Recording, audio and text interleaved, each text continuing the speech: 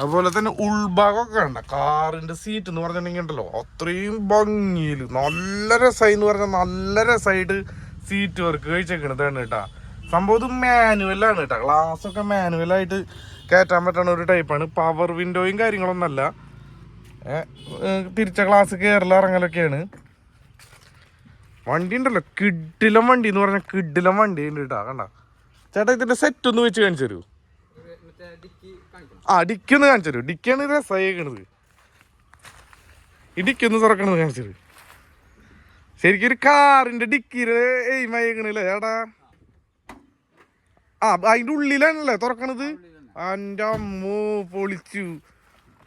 ആഹാ പൊളിച്ചു എന്ന് പറഞ്ഞ പൊളിച്ചു. ചേട്ടാ ഇത് എവിടെ വർക്ക് കഴിച്ചത്? അവണൂര് ഭാഗത്ത് അല്ലേ? അവണൂർ എന്ന് പറഞ്ഞ ഏതാ ഭാഗം?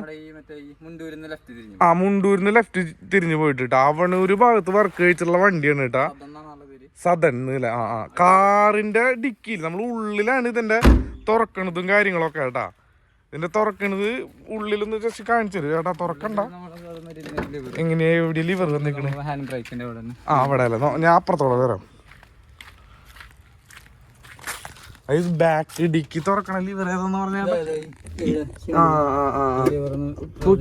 ബാക്ക് തുറന്നുണ്ടാവൂല. കണ്ട ഈ ലിവർ വെച്ചിട്ടാണ് കേട്ടാ ബാക്ക് തുറക്കണത്. ബാക്ക് ഡിക്കി ഇപ്പൊ തുറന്നുണ്ടാവും. ഞാൻ കാണിച്ചു തരാം കേട്ടാ. കണ്ട ബാക്ക് ഡിക്കി തുറന്നിങ്ങനെ കണ്ട.